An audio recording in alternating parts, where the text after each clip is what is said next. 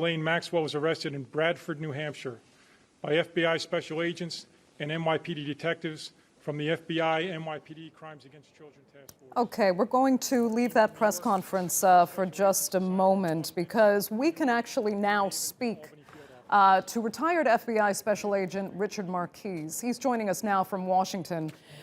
Richard, there we have it. The charges have finally formally been announced by the FBI.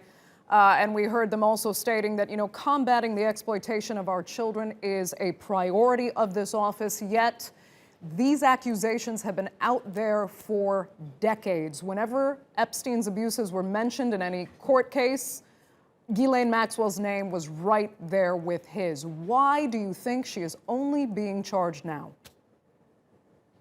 I wish I had the answer to that. I know that Mr. Epstein was charged in Florida initially by federal authorities, and then it was switched over to the state, which some deal was made between attorneys and Mr. Epstein, who was a very powerful person, had powerful friends. But why she is just now being charged, I think if we had a clue to that, we'd probably all make $1 million. Okay, but I mean, do you fear it's indicative of something much bigger? And the issue that people have been pointing to throughout this case, that even though the U.S. justice system says it is fair and it is equal, it applies justice equally, the truth is if you have power and you have money, you can evade justice.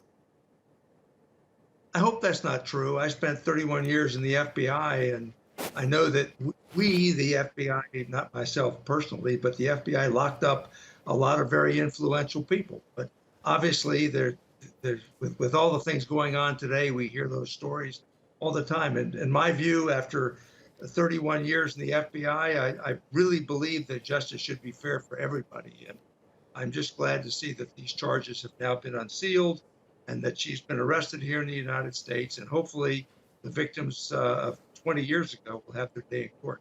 Right. I mean, it's fair to believe that. We all hope the system is equal, but I think it's been proven, especially in Epstein's case, that it actually isn't. So, I mean, going forward now, do you think she will be convicted and actually serve a sentence?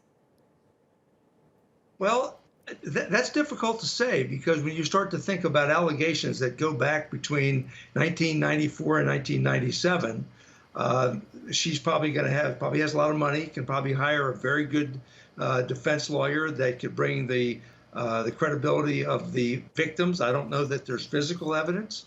And you literally have she said, and it's going to be a difficult case to prove.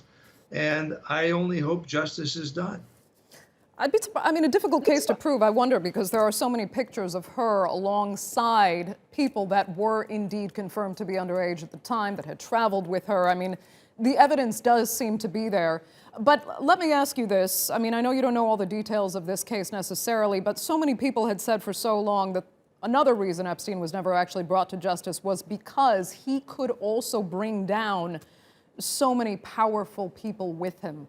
He had compromised a number of people, politicians, businessmen, and otherwise.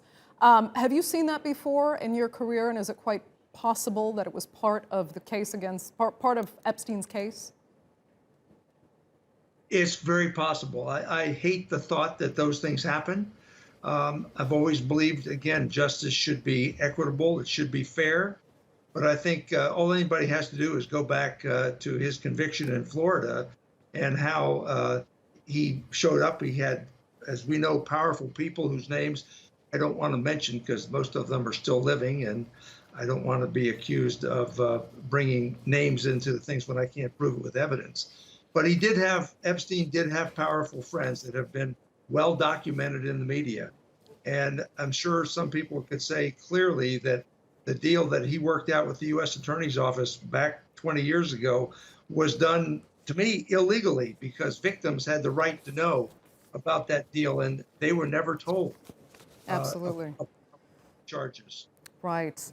Okay, we are going to have to leave it there. We will try, of course, to return to this story later in the hour as details come out of this press conference with the prosecutors there in New York. But thank you so much for joining us.